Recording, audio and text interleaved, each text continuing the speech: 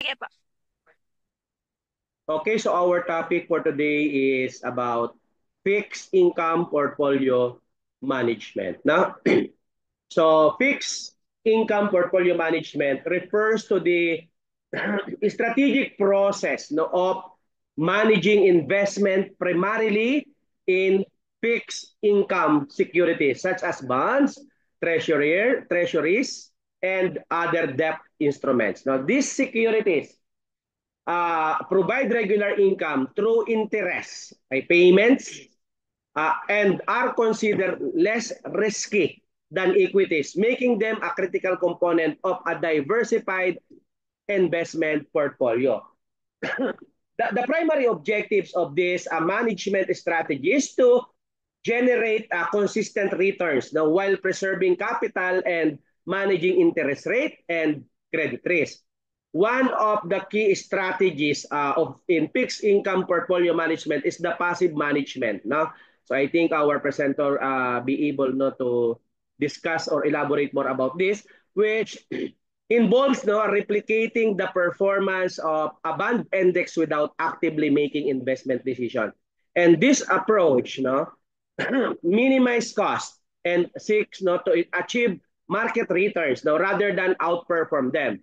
Because passive managers use techniques like laddering, where bonds with trigger where bonds with staggered maturities no, are purchased to ensure steady income and reinvestment opportunities.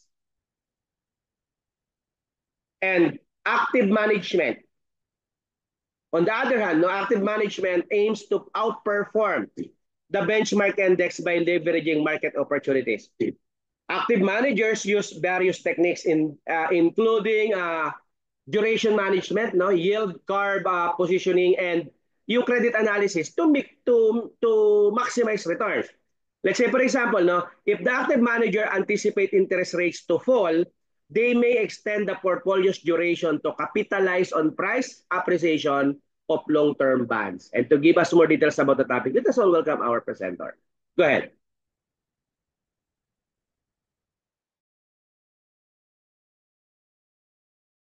Muted ka man. Ayun.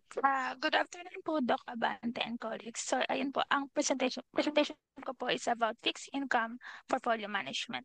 Learning objectives, understand the role, the types of fixed income securities na its risk and returns, the strategies, the analytical tools, and portfolio performance evaluation using metrics and benchmarks. So first, let's define fixed income. These are types of investment securities that pay investors fixed interest or dividend payments until their maturity date. Then, besides interest income and dividend income, investors also are repaid of the face value or the principal amount of what they invested at the maturity date. Then, different types of fixed income securities. So, yung first three types na yung government bonds, corporate bonds, and treasury bills and notes or bonds are already discussed before nung sa mga previous reports. So, bali, recap na lang siya. Then, yung sa government bond, so, ayun, issued siya ng government for their government spending to cover yung deficit nila in the budget. And yung corporate bonds naman, ini-issue naman ng mga corporation to raise capital like for expanding business, acquisition, or for funding ng specific business projects.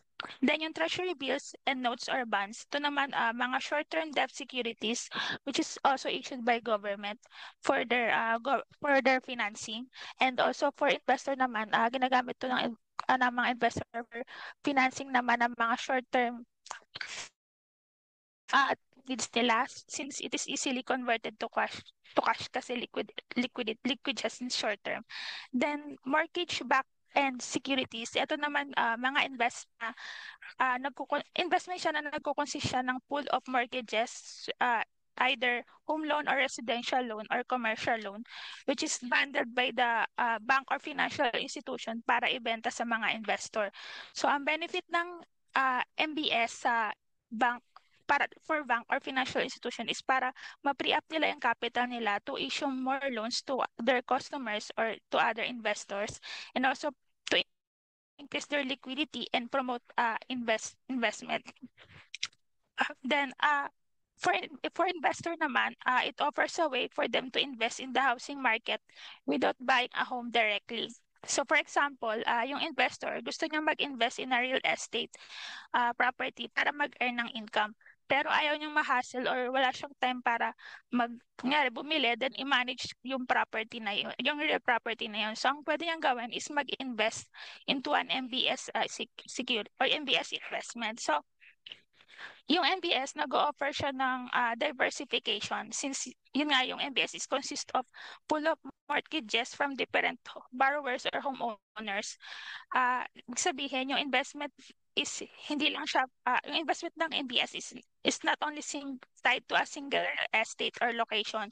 So kahit na, for example, yung pinurchase mo na MBS is yung ibang borrowers doon na ng mortgage ng ano ba, yung ibang pool ng mortgages, yung mga borrowers doon, hindi sila makabayad or na-default sila ng payment, hindi ka magka-greatly impact kasi ma-offset yun ng other borrowers na magbabayad pa rin ng mortgages nila. Then, also, hindi mo kailangan mag-deal sa mga repair cost, maintenance cost, or yung mga delay or default ng mga tenants, and also yung real property taxes kaysa pag bumili ka ng property mismo tapos pinang-business mo or pinarent mo. Then, also, it offers liquidity kasi pagka nag-invest ka in MBS, pwede mo siyang easily mabenta in a market since liquid nga siya. So, unlike sa pag-house or pag-real property talaga na binili mo, it may take months or years para mabenta mo siya or hindi mo rin sure kung may bibili ba or kung kailan. Then, convertible bonds naman, ito naman yung bonds that can be converted into shares of the issuing company stocks at a certain price. So, basically ito, hybrid security siya kung siya ng feature ng bond and ng stocks. So, ang purpose ng convertible bonds para sa mga issuer or yung mismong company na nag-i-issue ng bonds na to is para mabawas, is para parang less interest expense na may incur nila kasi pagka convertible bonds hindi need na mataas yung interest rate kasi ma-attract yung mga investor na-attract na sila agad dito sa bonds pa lang dahil dahil meron siyang feature na pwedeng i-convert to stock ownership. Then also, nare-reduce yung debt ng mga issuers since nako-convert yung debt nila to an equity, which is yun nga yung pag in-exercise ng investor yung ownership na conversion ng bonds to stocks ownership. Then for investor naman, ang benefit sa kanila nito, pagka for example, yung stock price ng company is tumaas, so mag-benefit sila doon kasi pwede nilang exercise yun na yung feature na i-convert to stock yung convertible bond sila para makuha din nila yung increase ng stock price. Then also flexible din siya kasi nasa discretion ng investor kung i-convert niya ba to stocks yung bonds or hindi na lang, kung gagawin na lang, kung i-hold na lang niya as bonds until maturity date. Then, importance of fixed income portfolio. Ayun, yung kanina, diversification. Yung fixed income security kasi is meron siyang iba't ibang risk and returns depende sa characteristic ng fixed income security kesa sa stocks. So, by investing in fixed income security, na-spread niya yung risk and na-improve yung overall portfolio performance ng investor. Then, since na-spread yung risk and diversified siya, doon na papasok yung another importance which is yung risk mitigation. So, nare-reduce niya yung overall portfolio volatility, especially during periods of market turbulence. So, for example, currently, yung stock market, mayroong nangyayaring downturn, so tuloy-tuloy na bumababa yung stock price, kunyari.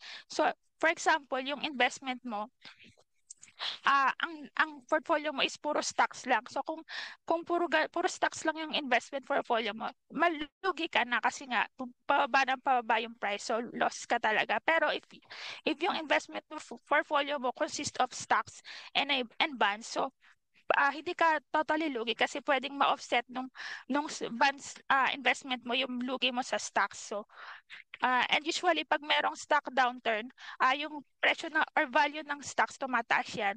Kasi yung mga other investor, naghahanap sila ng alternative investment na mas safe, na merong fixed silang return na makuha, which is yung bonds, is ganun siya. Then, another important is meron siyang steady cash flow. So, predictable yung stream of income ng fixed income securities. Since meron siyang fixed periodic payments, meron siyang defined na maturity date, and also, since meron siyang fixed payment, low lang yung volatility niya. And also, pagka yung issuer naka-experience ng bankruptcy, always yung fixed income securities or yung mga uh, securities is priority siya over the equity holders na bayaran. And also less dependent yung fixed income securities sa changes sa market conditions kesa sa stocks. Then main risk in fixed income portfolio management. So ito yung mga main risk. So this one also na-discuss na rin before yung sa previous report ko yung sa bond analysis and portfolio management strategy.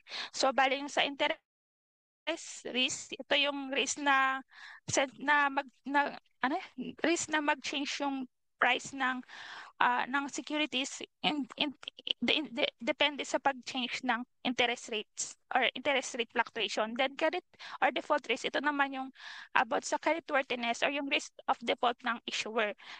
Then inflation risk, ito naman yung possibility na pag-decrease ng purchasing power ng kasi dahil tumaas yung presyo or nag-overprice yung presyo ng goods and services due to inflation. Then liquidity risk, ito naman yung difficulty na ma-sell yung security dahil sa market dahil sa nangyayari sa economy. For example, merong recession. So pag ganon,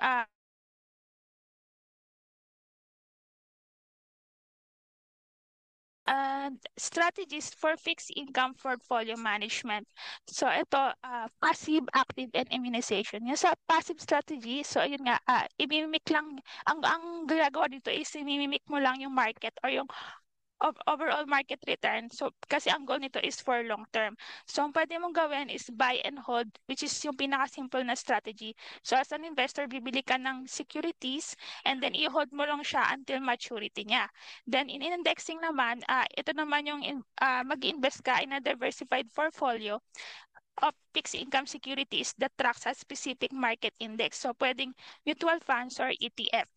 Then sa another strategy naman, active strategies. So ito naman, i-outperform mo or ibibit mo yung market para makakuha ka ng excess or higher return.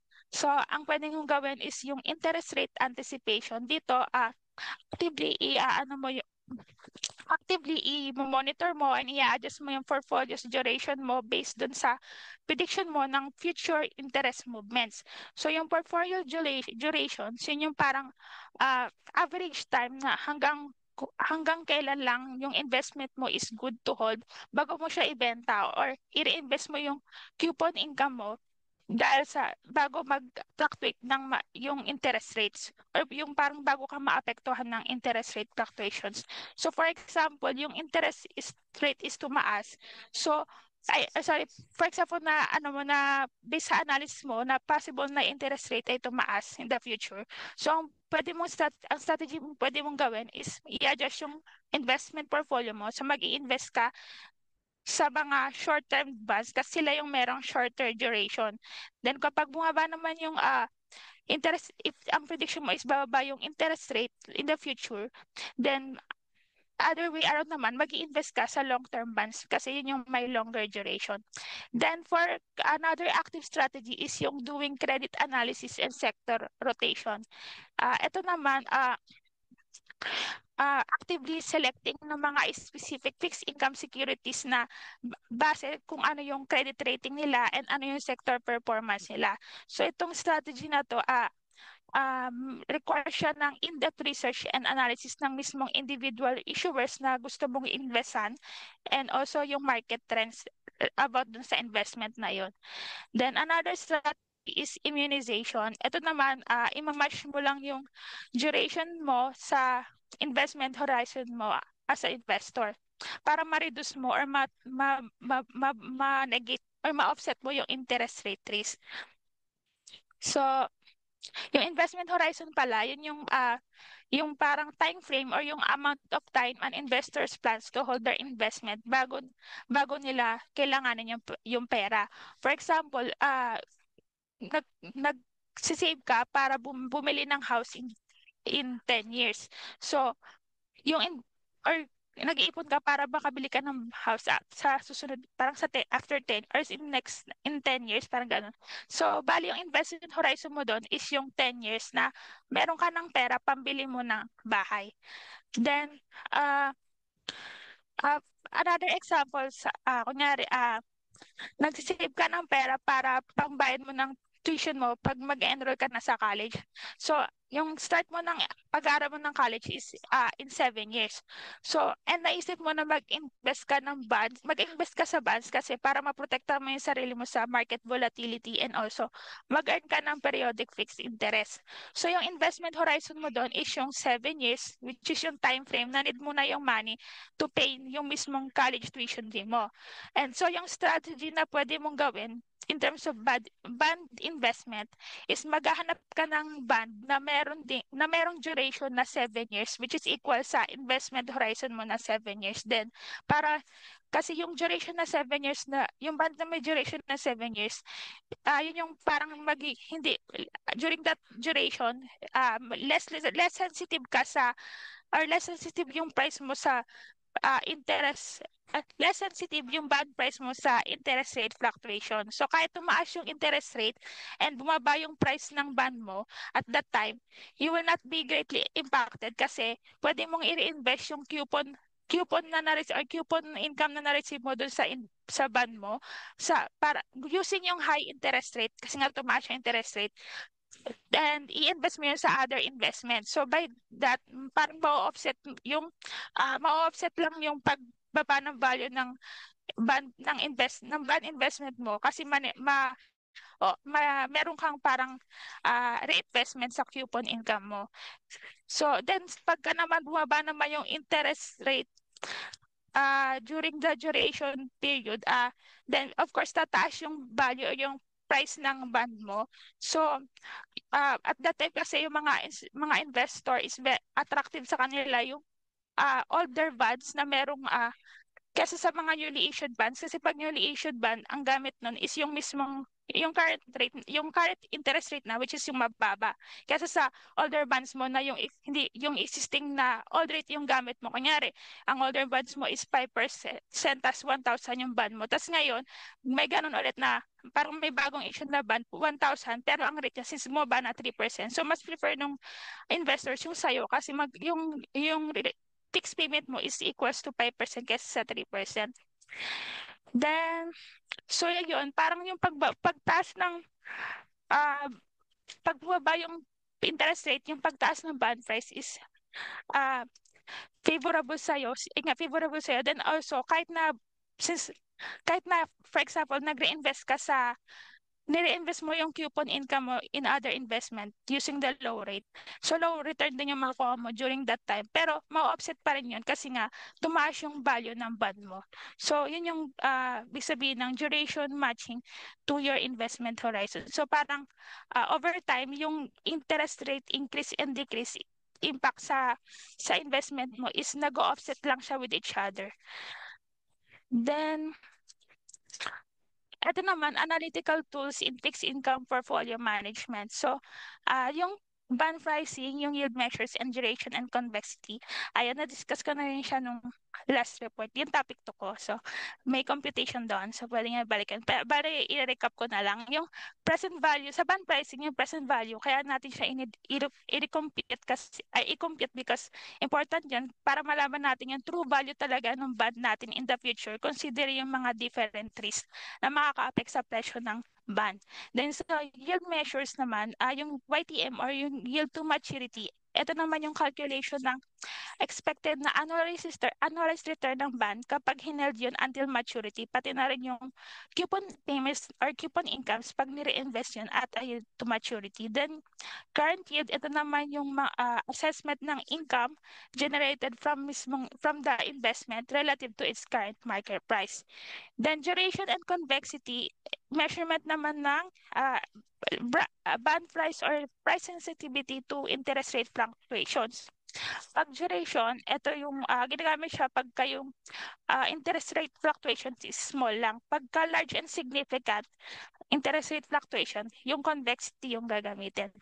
Then in spread analysis, it's about comparison ng yield to maturity ng corporate bond versus the benchmark risk-free rate na bond.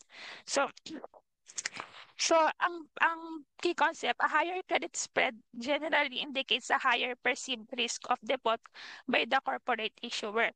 So, sorry, when the credit spread is considered a good spread, so depende siya kung ano yung credit rating, yung condition, yung economic condition, tsaka yung market sentiments. In terms of credit rating, for example, yung mga A or yung mga A3, double A, triple A rating na mga securities, ang good credit spread niya, considered siya as good credit spread kapag yung rate is 1 or 2% lang na credit spread. Then pagka mga lower rating na securities, generally considered siya as good spread kapag per percent yung spread niya. Then, in terms naman of economic conditions and market sentiments, for example, merong nangyaring market expansion or economic expansion. So, pag ganon, low risk lang yung default. So, sabihin, low risk lang din yung low lang din yung credit spread. Then, pagka naman may nangyaring recession, high risk yung default since merong recession, and of course, high risk or high din yung credit spread. So, ito yung formula to compute spread. So, bale, yield of corporate bond minus yield of risk-free bond. So, yung risk-free bond, ito yung mga bond na low lang yung risk or low or no risk of default. So, yun yung pinaka-good example is mga government bonds. So, let's do an example. So, for example, nag-iisip ka kung sa alin ka dito mag-i-invest. Sa 5-year corporate bond ba na mayroong yield to maturity na 6% or sa 5-year treasury bond, which is a government bond, with yield to maturity na 3%. Tapos kinumpit mo yung credit spread. So, ang credit spread is 6 or minus 3%. So, it is equals to 3%. So, yung credit spread na 3% is an additional yield investors demand to compensate for a higher credit risk. So, as an investor, para i-accept mo para piliin mo tong corporate bond na high risk kaysa dito sa treasury bond na low risk. Kailangan makompensate nitong corporate bond yung 3% na credit spread na na-compute mo para piliin mo siya. So, ang pwedeng strategy na gawin ng issuer dito para tanggapin or para piliin ng investor yung corporate bond kaysa sa government bond is taasan niya yung interest rate niya. For example, ginawa niyang originally 5% yung interest, tas yung sa treasury bond ng interest is 4. Tas yung ginawa niyang 7% yung interest rate niya sa corporate bond niya. So parang mas maganda yun sa point of view ng investor kasi mas malaki yung marireceive niyang periodic interest payment. Ipinili niya tong corporate bond kaysa sa treasury bond. Pwede rin ang gawin ng issuer is i-improve niya yung financial health ng company niya or yung credit rating niya by reducing yung debt, i-improve yung profit, and yung i-increase yung cash flow nila. And also then, pwede rin mag-issue siya ng collateral asset or backup kasama ng kanyang corporate bond na if ever ma-default siya ng payment doon sa investor is pwede niyang makuha yung asset na yun as payment. So yun yung spread analysis. Then, fixed income portfolio performance evaluation. Ito naman, parang halos same lang din naman siya doon sa previous report. Bali, ikukumputin ang kukumpitin mo yung total return, i-compare mo yung benchmark, ay sa benchmark yung portfolio mo para ma-evaluate mo yung performance ng portfolio mo, kung tama ba yung ginamit mong strategy, kung effective ba, kung effective ba yung risk mitigation na ginawa mo, and kung ano yung need mong i-improve. So yung sa total return, ito yung computation lang to ng overall return generated by the from the portfolio or investment portfolio. So yung sa previous report ko, yung formula niya is ending value ng portfolio minus lang yung beginning value ng portfolio plus po yung income na na-receive mo sa in portfolio mo like interest, dividend, income, appreciation, value ng bond. So yung mga ganun. Divide sa beginning value ng beginning value ng portfolio to get yung total return. Then sa comparison with benchmark naman, so i-compare mo lang yung portfolio mo to either kung S&P 500 na indices, bond indices, or sa sector indices. If sa specific sector ka lang na investment nag-i-invest, kunyari sa in health industry lang or sa healthcare industry, so doon sa specific na sector na yun, doon mo lang i-compare yung portfolio mo. Then, performance attribution. So, ito, overview lang yung i-discuss ko kasi kasama siya sa report ng next reporter, yung performance attribution. So, yung performance attribution is a method na ginagamit para i-analyze or explain yung performance ng investment portfolio. So, it helps to determine why a portfolio performed the way it did by breaking down yung returns nito in a different components and factors. So, ginagamit dito yung analysis ng yield curve positioning. So, ito yung i-analyze yung sensitivity ng portfolio durations compared sa benchmark durations. Then, another is yung doing a security selection. Ito naman, evaluating yung ability ng manager na mag-select ng individual bonds that outperform or underperform similar bonds in the benchmark. And yung sector allocation, ito naman yung analysis ng impact of portfolio allocations to different sectors relative sa benchmark niya. So, yun po yung sa report ko. Thank you po.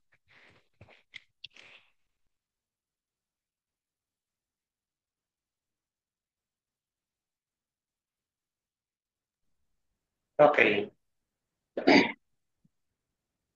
Another consideration actually with this is the risk management, no? Because risk management is a cornerstone of fixed income portfolio management as interest rate fluctuations, credit risk, and inflation can significantly impact bond prices and income. So portfolio managers use tools like duration, convexity, and credit ratings to measure and mitigate this risk. So they may also employ derivatives, no, like interest rate swaps, no, and credit default swaps to hedge against potential adverse movement.